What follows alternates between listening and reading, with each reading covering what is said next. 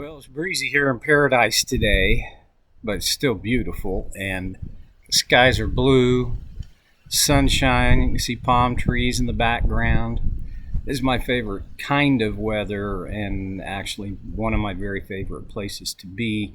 If you're snowed under, or if it's cold and overcast, and well, sorry, not sorry.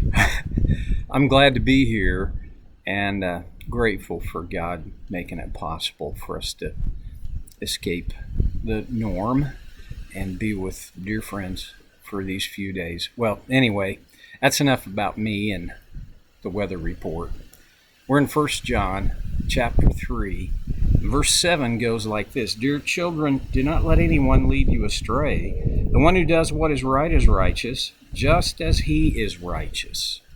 Well, there's a whole lot going on in our world today where it's really difficult to even know if you're being led astray. I mean, how do you judge what's true and what's not true? You have to have information. One of the difficulties for me, one of the difficulties is the filters for the information I get.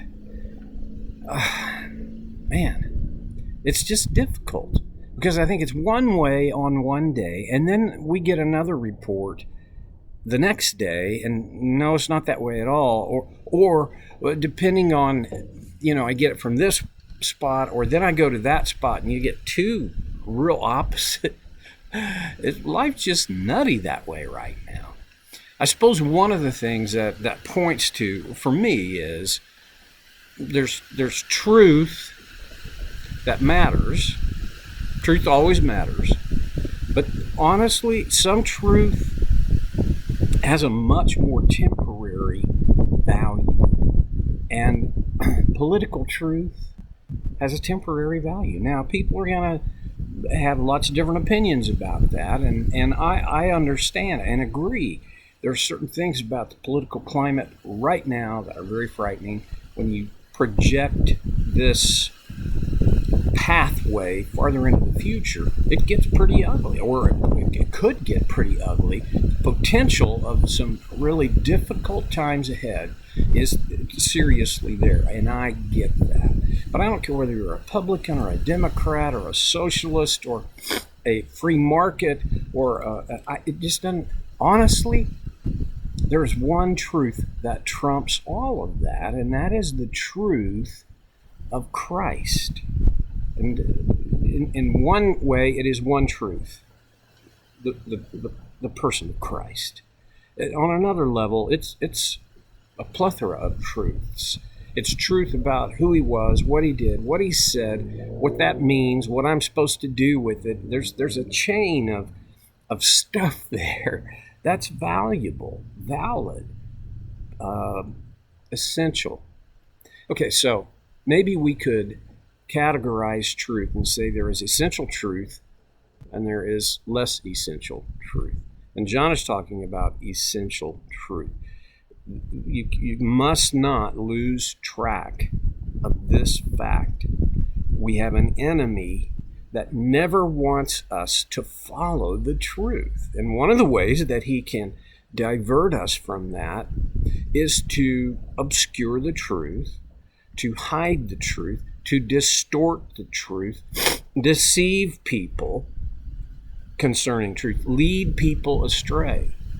Now, he does this in a variety of ways, no doubt, and I think you could probably make a case that how he does this may be different for each individual. But on the other hand, I don't think it's that different.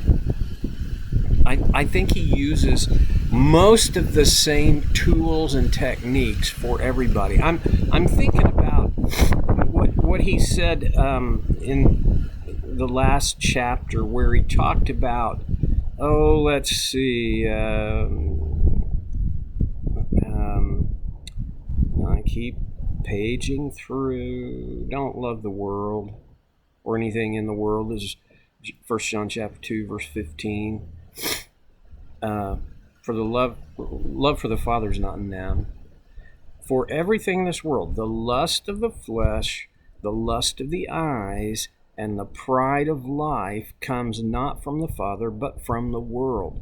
These, I think, are the arenas that our enemy works within to lead people astray and to distort the truth. Now, here's the thing. On many levels, when we are led astray, how much astray do you have to be to reach a destination other than the one you wanted to reach? Well, let me just give you an illustration from my own life playing God's game yesterday in the beautiful Valley of the Sun. A fabulous course, a long course and difficult. I am a living example for the fact that when you're playing golf at impact, if the perpendicular line of the face of the club and the trajectory of the ball, it's always going to start on that line. But if I have that angle off 2% at impact, if I'm hitting the ball very far, it's going to be 25, 35, 55% off the line for my desired target. And I had that happen to me, pretty much all day yesterday. There's a truth about life in that. You don't have to be led astray by 90% to not reach your destination. Small errors at the beginning wind up very often in big problems farther down the trail. This happens in life. It happens in parenting and in marriages and relationships. It happens in math, doesn't it? Which I know God loves math, because I look at the world and I see symmetry and I see order, and really those are at least two of the things that are involved in mathematics. And it's just that I never could get all that stuff together. I'm horrible at math, and I just don't enjoy having to deal with it. But anyway, that's, again, enough about me. If you are led astray by a little at the beginning, by the time you get farther down the trail, you are potentially very, very far from your desired destination. So what do you do about that? You correct.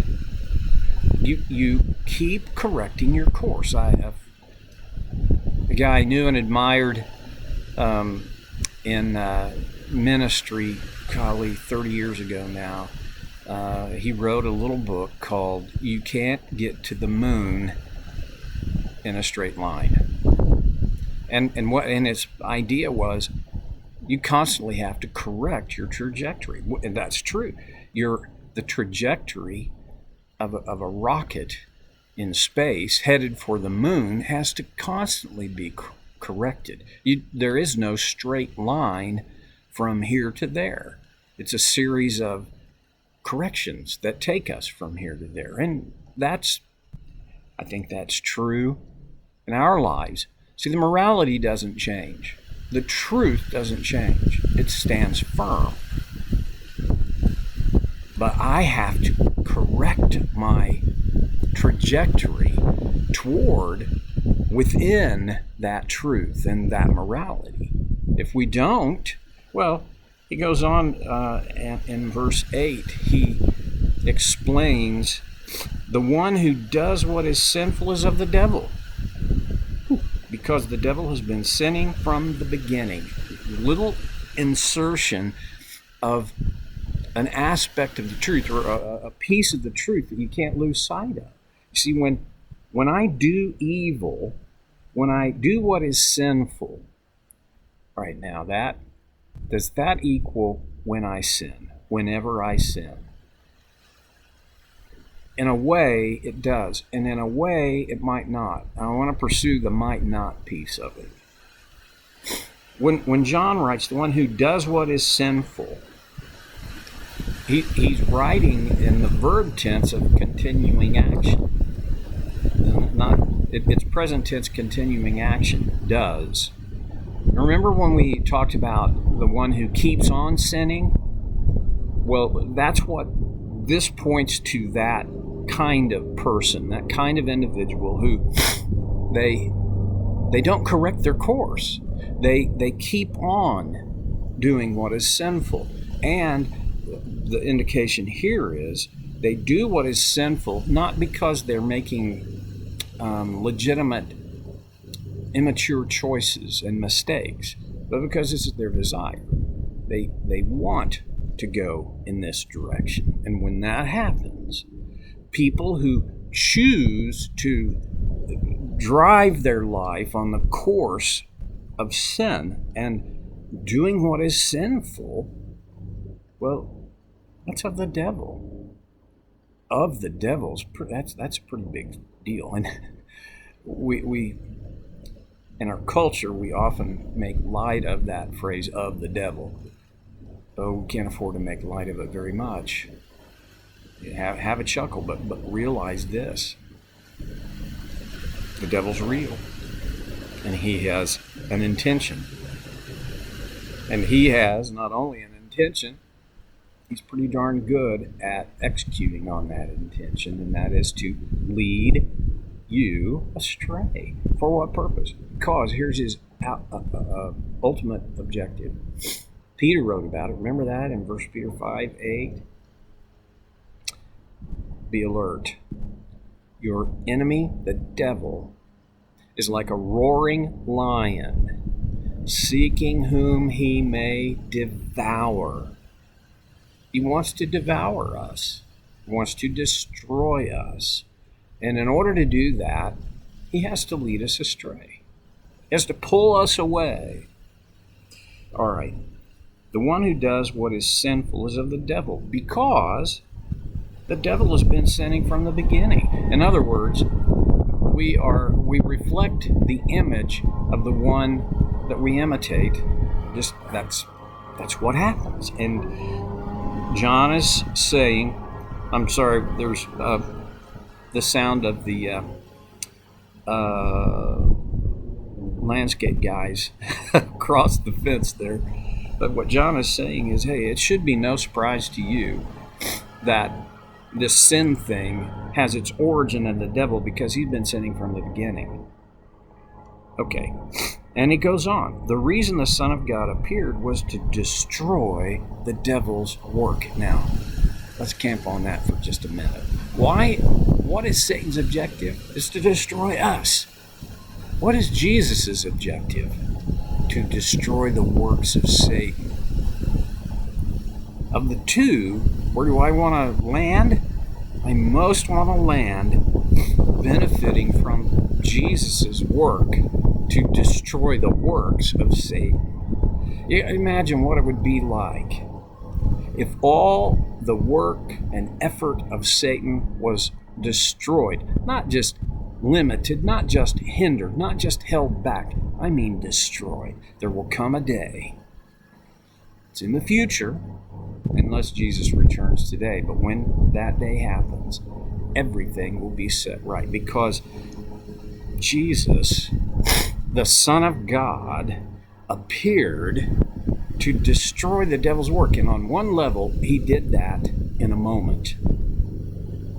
And we can point to that moment when on the cross, just before he breathed his last breath, Jesus said, "It is finished." And I've told you this before. That phrase actually is translated another way, and it paid in full. It was the same single Greek word was used as a stamp on a completed, fulfilled loan.